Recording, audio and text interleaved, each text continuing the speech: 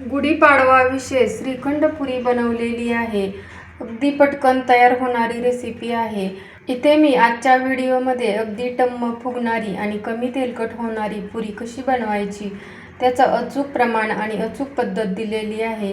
त्याचबरोबर अगदी क्रीमी असं श्रीखंड बनवलेलं आहे. त्यामुळे व्हिडिओ स्किप न करता शेवटपर्यंत नक्की पहा. नमस्कार, जया इंडियन रेसिपी चॅनलमध्ये सर्वांचं खूप खूप स्वागत आहे.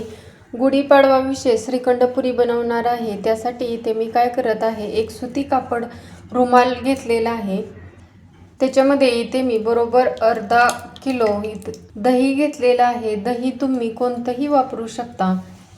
घरी बनवलेलं दही किंवा मग विकतचं दही दोन्हीही चालू शकते. श्रीखंड अगदी क्रीमी हॉटेलसारखं बनवण्यासाठी इथे आपल्याला काय करायचं आहे, याच्यातलं पाणी आहे ना ते छान असं निथळून घ्यायचं आहे.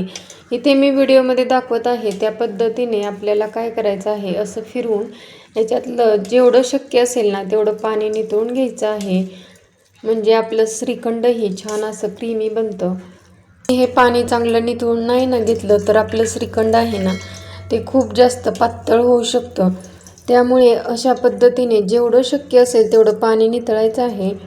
आणि आता मी काय करणार आहे, याला अशी गाठ मारून घेणार आहे. आणि जे याच्यामध्ये थोडंफार राहिलेलं जे पाणी आहे ना तेही निथळलं जातं.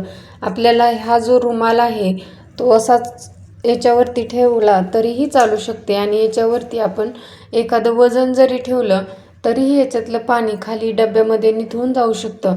किंवा आणखी तुम्ही काय करू शकता, हा जो रुमाल आहे ना तो आपण नळाला असा अडकवून ठेवू शकता, जेणेकरून याच्यातलं जे पाणी आहे ना ते खाली निथळून जाईल. इथे मी अशाच पद्धतीने हे ठेवत आहे. याच्यावरती एक वजन ठेवत आहे. असंच आपल्याला 3 ते 4 तास ठेवायचं आहे. पुरीचं पीठ मळण्यासाठी इथे मी 1 वाटी गव्हाचे पीठ चाळून घेतलेलं आहे. आता आपण पुरीसाठीची कणिक मळून घेऊया. त्यामध्येच आपल्या घरातील चमच्याने बरोबर 2 चमचे बारीक रवा घेतलेला आहे. जर तुमच्याकडे बारीक रवा नसेल, मोठा रवा असेल तर तो मिक्सरला फिरवून घेतला तरीही चालू शकते. आता इथे मी चवीनुसार मीठ टाकलेलं आहे. इथे मी बरोबर 1 चमचा पिठी साखर घेतलेली आहे. पिठी साखर घातल्यामुळे आपल्या पुरीला छान असा सोनेरी कलर येतो. 1 वाटी गव्हाचं पीठ घेतलेलं आहे. त्यासाठी बरोबर 1 चमचा इथे मी तूप घेतलेलं आहे. तूप घातल्यामुळे आपल्या पुऱ्या जास्त तेलकट होत नाहीत आणि चांगल्या खुसखुशीत होतात. आणि इथे मी जे तूप घातलेलं आहे ना ते गरम न करताच घातलेलं आहे. आता आपण तूप घातलेलं आहे ना ते या सर्व पिठाला व्यवस्थित लावून घ्यायचं आहे. त्याचबरोबर सर्व जे साहित्य आहेत ना ते एकत्रमध्ये व्यवस्थित मिक्स करून घ्यायचे आहेत. आता आपल्याला कणिक मळायची आहे. तर थोडंसं पाणी घालून आपल्याला पुरीसाठी घट्ट कणिक मळायची आहे. जर तुमची पुरी अगदी व्यवस्थित परफेक्ट व्हायची असेल ना तर अजिबात आपण ही कणिक आहे ना ती पातळ मळायची नाही. जास्त पातळ मळली ना जास्त तेल पिते. त्यामुळे अगदी घट्ट अशी कणिक मळून घ्यायची आहे. कणिक मळून झालेली आहे. आता आपल्याला त्याच्यावरून थोडंसं तेल लावून घ्यायचं आहे आणि कणकेला व्यवस्थित या तेलाचं कोटिंग करून घ्यायचं आहे.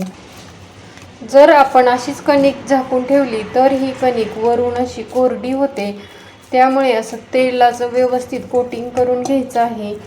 इथे बघा, ही कणिक आहे ना ती घट्ट मळलेली आहे तरीसुद्धा मऊ मळायची आहे. म्हणजे आपल्या पुऱ्या अजिबात चिरत नाहीत.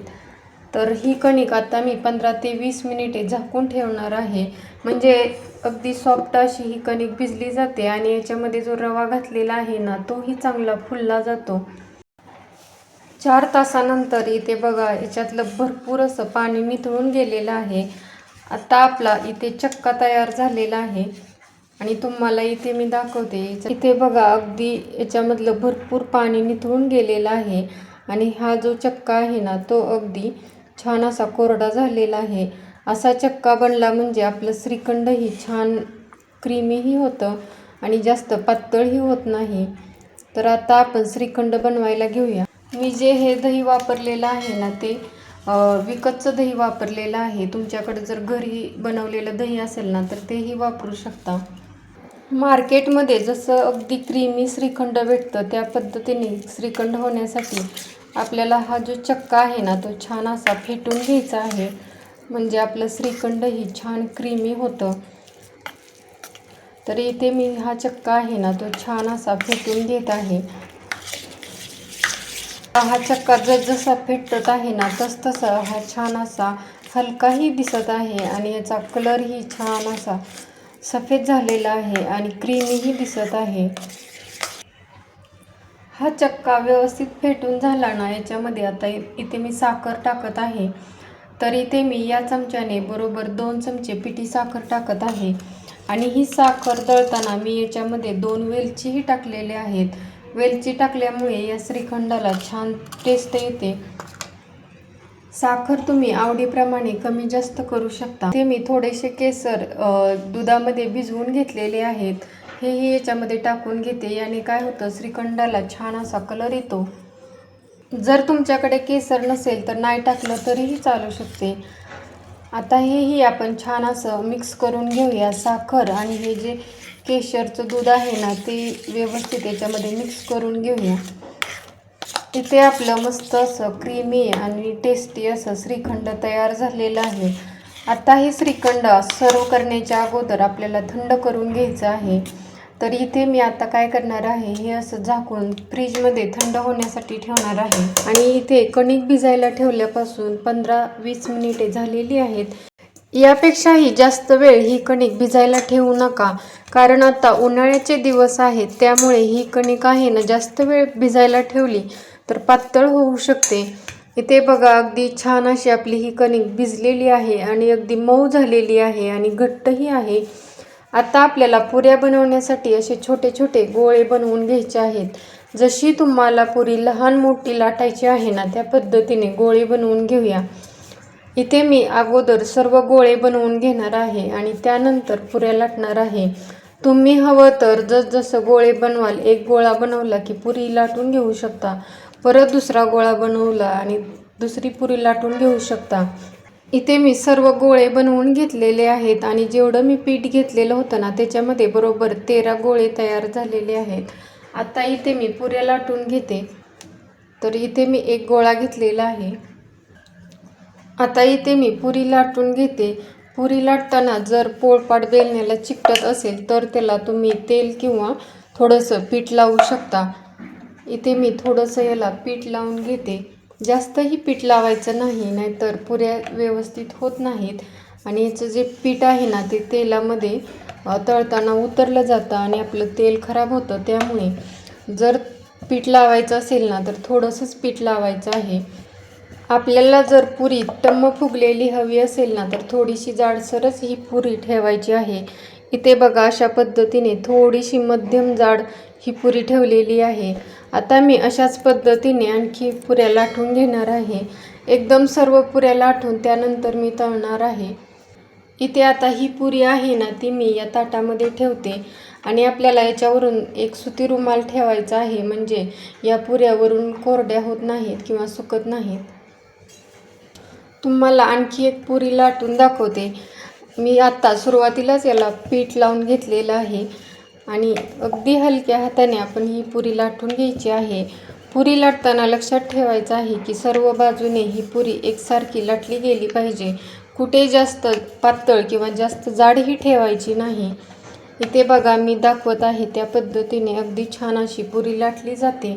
आणि जर तुम्हाला अगदी गोल गरगरीत पुरी हवी असेल ना तर तुम्ही वाटी किंवा प्लेटनी याच्यावरती असं ठेवून गोल पुरीही लाटून घेऊ शकता.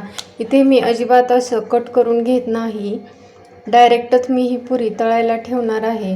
आणि इथे बघा अशी मध्यम जाड ठेवायची आहे, म्हणजे आपली पुरी अगदी छान अशी टम्म फुगली जाते.